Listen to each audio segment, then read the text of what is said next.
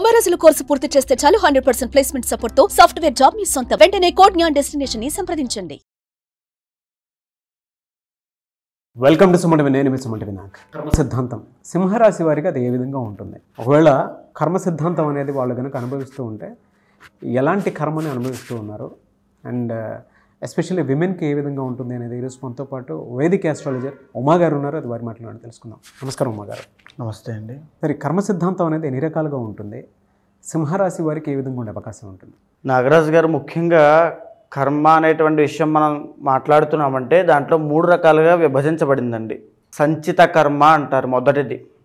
అంటే మనం ఏదైతే జన్మల నుంచి మనం చేసినటువంటి పాపం ఉంటుందో, గతంలో మనం చేసినటువంటి పాపం ఉంటుందో, అది గతంలో అంటే పాస్ట్ డేస్ అవ్వచ్చు, లేకపోతే పూర్వ జన్మలు అవ్వచ్చు, కోటి జన్మల నుంచి చేసేటువంటి పాపాలు కానీ, మన వంశపారంపర్యంగా వచ్చేటువంటి పాప దోషాలు కానీ ఏమైనా ఉంటే, శాపాలు కానీ ఏమైనా ఉంటే, అవన్నీ కూడా సంచిత కర్మనే అంటారు. మన వంశపారంపర్యంగా వచ్చేటువంటిది మనం ఎందుకు అనుభవించాలి, నేను చేయని తప్పని చాలామంది అనుకుంటూ ఉంటారు నాగరాజు గారు. ఉదాహరణకి మనకి కార్తీక పురాణంలో ఒక కథ ఉంటుంది. ఏమిటనంటే, ఒక మహారాజు తన కూతుర్ని డబ్బు కోసం వేరే వరుడికి అమ్మినప్పుడు, ఆ మహారాజు చనిపోయిన తర్వాత తన 7వ తరమైనటువంటి గొప్ప మహారాజు అతను, ఆ 7వ తరం మహారాజు ఏ పాపము చేయనటువంటి వాడు స్వర్గంలో ఉంటే అతన్ని కూడా తీసుకుని నరకంలో పెడతారు. నేనేం తప్పు చేశానయ్యి, అంతకాలం తర్వాత స్వర్గంలోంచి మళ్ళీ నరకంలోకి తీసుకువెళ్ళారంటే, నీ 7వ తరంలో పుట్టినటువంటి మహారాజు దరిద్రంతో బాధపడుతూ డబ్బు కోసం తన కూతుర్ని అమ్మేశాడు, అందుకోసం నిన్ను కూడా తీసుకెళ్ళి లోపల పెట్టామని చెప్తారు. అంటే మనకు ఆ కర్మ అనుభవించే యోగం ఉంది కాబట్టే మన 7వ తరంలో ఆ మహారాజు జన్మించాడు. ప్రతిదీ కూడా ఒక ఇంటర్ లింక్ ఉంటుంది నాగరాజు గారు. అదేవిధంగా మనకు ఆ కర్మ అనుభవించే యోగం ఉంది కాబట్టే మనం మన తల్లి కడుపున, మన తండ్రి కడుపున, మన యొక్క ఫ్యామిలీ వాళ్ళకి సంబంధించిన దాంట్లోనే మనం పుడతాం. రుణానుబంధ రూపేణ పశుపతే సుతాలయ అంటారు. తప్పకుండా ఆ కర్మని ఎవరైనా అనుభవించాల్సిందే, మీరైనా నేనైనా ఎవరు అతీతులు కాదు. అయితే ఈ సంచిత కర్మ వల్ల వచ్చేటువంటివి, ఇప్పుడు మన జీవితంలో పడేటువంటి కష్టాలన్నీ కూడా సంచిత ప్రారబ్ధ కర్మ వల్ల వస్తూ ఉంటాయి. మనం పూర్వజన్మ పాపము లేదా ఇప్పుడు చేసుకునేటువంటి పాపము. అయితే దీన్ని సంచిత కర్మ అంటారు. ఇక రెండవది ప్రారబ్ధ కర్మ అని ఉంటుంది. అంటే మనం ఈ జన్మలో మన చేతులారా మనం చేసుకునేటువంటి పాపాలు, స్వయంకృతాపరాధాలు అవ్వచ్చు, ఏదైనా అవ్వచ్చు. మనకి ఉద్యోగం వస్తుంది, మనం చదవట్లేదు, మనం ఒక కర్మ ప్రతి కర్మకి కూడా రిఫ్లెక్షన్ ఉంటుంది నాగరాజు గారు, ఖచ్చితంగా కనబడుతుంది. ఇప్పుడు ఎవరు చూడట్లేదు కదా, నేను ఒక దొంగతనం చేశాను అనుకోండి, అది ప్రారబ్ధ కర్మ. ఇప్పుడు ఈ జన్మలో ఇప్పుడు నేను చేసేటువంటి ప్రారబ్ధ కర్మ ఖచ్చితంగా ఏదో రోజు అది నాకు ఎఫెక్ట్ కొడుతుంది. అది ప్రారబ్ధ కర్మ. అది నేను ఇలా తెలుసో తెలియక నిప్పును ముట్టుకున్నాను అనుకుని కాలుతుందా లేదా, అదే ప్రారబ్ధ కర్మ. మనం ఏం చేస్తున్నామో దానికి అదే జన్మలో మనం అనుభవిస్తున్నామంటే అది ప్రారబ్ధ కర్మ. అయితే ఇక మూడవది ఆగామి కర్మ అని ఉంటుంది. అంటే ఏదైతే సంచిత కర్మ ఉందో, అంటే సంచిత కర్మ మనం ఎన్నో జన్మల నుంచి చేసిన పాపం అంతా ఒకేసారి మన మీదకి రాదండి. ఈ జన్మలో ఎంతైతే అనుభవించాలో అదంతా అనుభవిస్తూ ఉంటాం. బ్యాలెన్స్ మిగతా ఉంటుంది కదా, రిమైనింగ్ అంతా ఉంటుంది కదా. ఆ సంచిత కర్మ ఇప్పుడు మనం చేసిన ప్రారబ్ధ కర్మ అంతా కలిపి ఆగామి కర్మగా రాబోయే రోజుల్లో మనం అనుభవిస్తాం. దీన్ని ఆగామి కర్మ అంటారు. ఈ 3 కర్మలు ప్రతి మనిషిని, ప్రతి రాశిలో ఉండేటువంటి వ్యక్తి మీద ఆధారపడి ఆ వ్యక్తి యొక్క జీవితాన్ని చిన్నాభిన్నం చేస్తూ ఉంటాయి, ఇబ్బందులు గురి చేస్తూ ఉంటాయి. ఏదైనా కష్టమైనా పడవచ్చు, సుఖమైనా పడవచ్చు, ప్రతిదీ కూడా కర్మ మీద ఆధారపడి ఉంటుంది. ఇప్పుడు మనం ఒక రాశి వారికి ఇలా ఉండబోతోంది అని చెప్తున్నప్పుడు ఆ రాశి వాళ్ళకి ఎందుకు కనెక్ట్ అవుతుందండి? ఉదాహరణకి మొన్న ఒక రాశి వాళ్ళ గురించి మనం చెప్పినప్పుడు ఎంతోమంది ఫోన్లు చేసి చాలా కరెక్ట్గా యాక్యురేట్గా చెప్పారండి. ఎలా జరుగుతుంది అదంతా కూడా. ఒక రాశి మీద ఎలాంటి కర్మ ప్రభావం పడుతుంది అనేటువంటిది కూడా జ్యోతిష్ శాస్త్రం నిర్దేశించింది. దాని ఆధారంగానే ఆ రాశి వాళ్ళకి ఎప్పుడు ఎలాంటి సమస్యలు వస్తున్నాయో మనం క్లారిటీగా చెప్పొచ్చు. సరే, విమెన్కి అయితే సింహరాశి వారికి ఎస్పెషల్లీ ఏ కర్మ ఉండే అవకాశం ఉంటుంది, దాన్ని ఎలా గుర్తించాలి?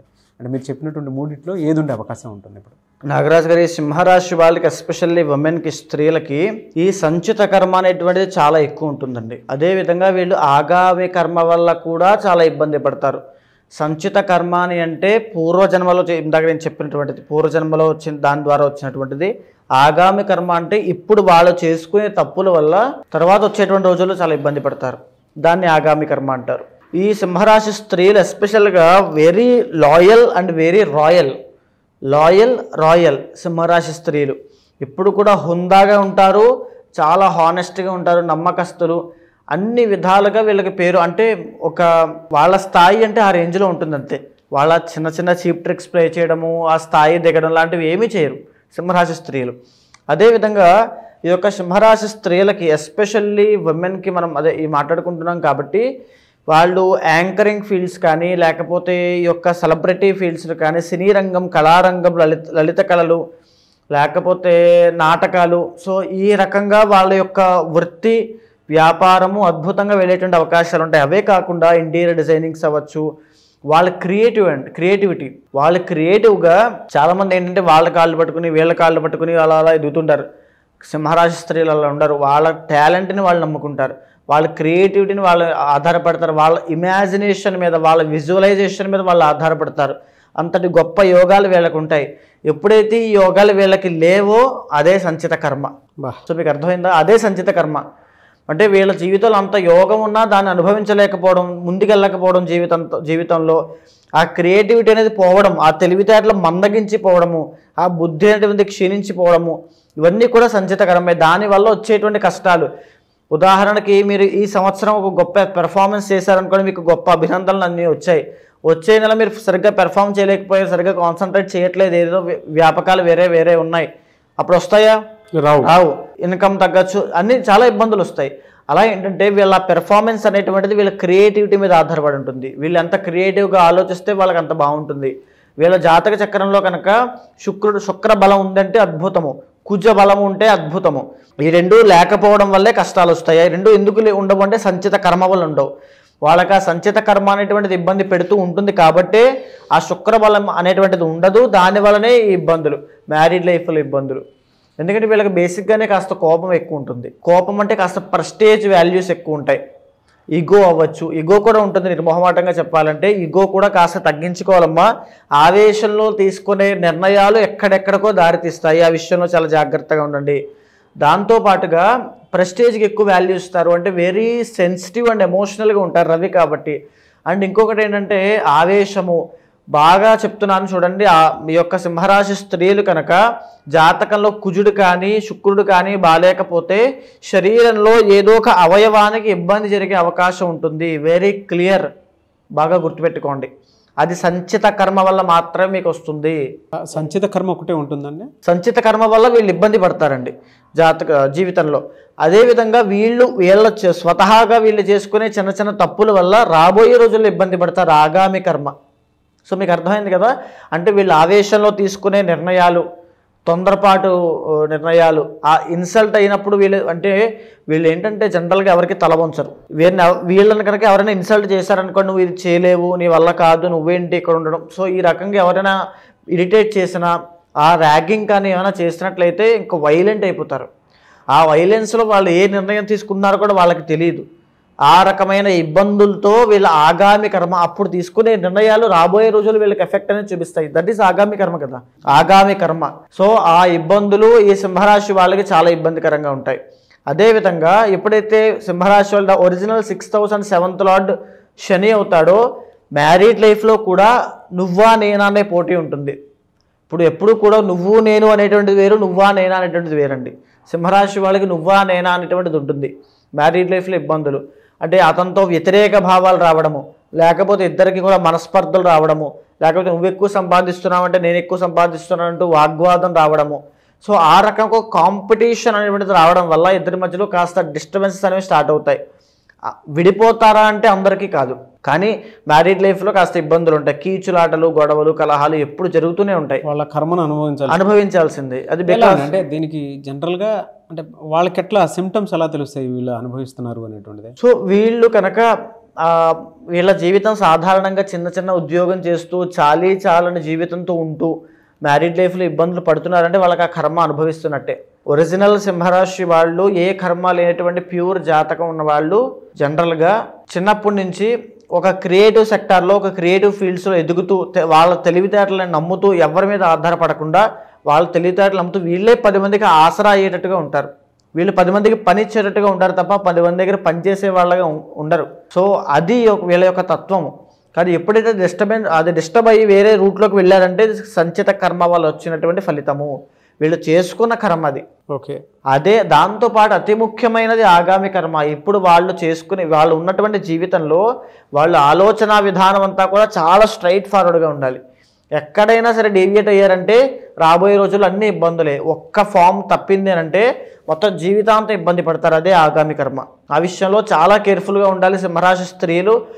అదేవిధంగా ఎక్కువగా ఆరోగ్యం మీద శ్రద్ధ పెట్టాలి. వీళ్ళకి ఏంటంటే తినడానికి కూడా టైం లేనంత పని ఎక్కువైపోతుంది. అంటే పని మీద డ్యూటీ మైండెడ్ పీపుల్ అండి. ఆ పని మీద శ్రద్ధ పెట్టి తినడానికి కూడా ఉండదు. సో దానివల్ల హెల్త్ ఇష్యూస్ స్టార్ట్ అవుతాయి. ఎక్కువగా వీళ్ళకి బోన్స్కి సంబంధించి బోన్ క్యాన్సర్స్ అనేవి ఎక్కువ వచ్చేది సింహరాశికి అండి. అదేవిధంగా ఈ యొక్క వెన్నుపూసకి సంబంధించి స్పైనల్ కార్డ్ ప్రాబ్లమ్స్ వచ్చేది సింహరాశి 6th లార్డ్ కాబట్టి. డయాబెటీస్ వచ్చేది సింహరాశికి సంబంధించింది. తర్వాత ఈ ఆరోగ్య సమస్యలు కూడా బాగా గుర్తించండి. ఆరోగ్య సమస్యలు కూడా మ్యారీడ్ లైఫ్లో ఇబ్బందులు రావడానికి కారణమవుతాయి. ఎలా ఉందంటే వీళ్ళకి జనరల్గా ఏ మంత్ నుంచి ఏ మంత్ వరకు, అంటే ఫిబ్రవరి నుంచి ఇయర్ ఎండ్ వరకు ఎలాంటి ఎఫెక్ట్ ఉండే అవకాశం ఉంటుంది? మేజర్గా ఫస్ట్ ఆఫ్ ఆల్ ఈ యొక్క సింహరాశి వాళ్ళకి ఇప్పుడు నడిచేటువంటి ఫిబ్రవరి మాసంలో కాస్త అనుకూలత అనేది ఉంటుంది. ఎందుకంటే జరిగిన జనవరి సంవత్సరంలో వీళ్ళకి ఉద్యోగ రీత్యా అంత అనుకూలంగా లేదు. ఇప్పుడు అవన్నీ కూడా కాస్త సాల్వ్ అవ్వబోతున్నాయి సింహరాశి వాళ్ళకి. అండ్ అదేవిధంగా మేజర్ చేంజెస్ అనేవి కనబడుతున్నాయి. ఈ సింహరాశి స్త్రీలు అవ్వచ్చు అండ్ ఇద్దరు పురుషులు కూడా అవ్వచ్చు.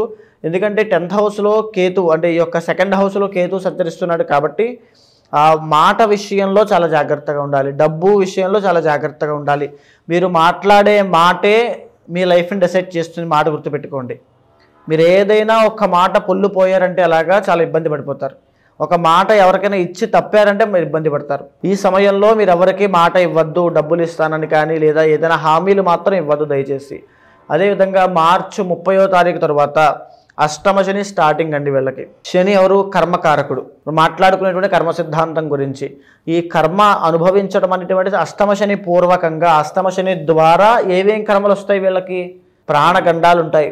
అంటే వాహన ప్రమాదాలు, గాయాలు, ఇంజురీస్, శరీర ఆరోగ్య సమస్యల్ని నయం చేసుకోవడానికి చికిత్స కోసం సర్జరీలు, శస్త్రచికిత్స అంటాం, అవి చేయించుకోవడము, లేదా తీవ్రమైన ఆర్థిక సమస్యల్లో కూరుకుపోవడము, విదేశీ యోగం ఉంటుంది.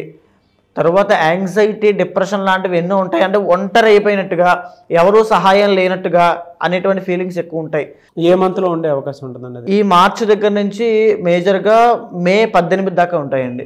ఎందుకంటే ఇప్పుడు ఆ తర్వాత నుంచి కాస్త సర్దుకుంటుంది, పర్వాలేదు. అంటే రీజన్ ఏంటండి? గురుబలం మారడం వల్ల. గురుడు మే 15వ తారీఖున ట్రాన్సిట్ అవ్వబోతున్నాడు.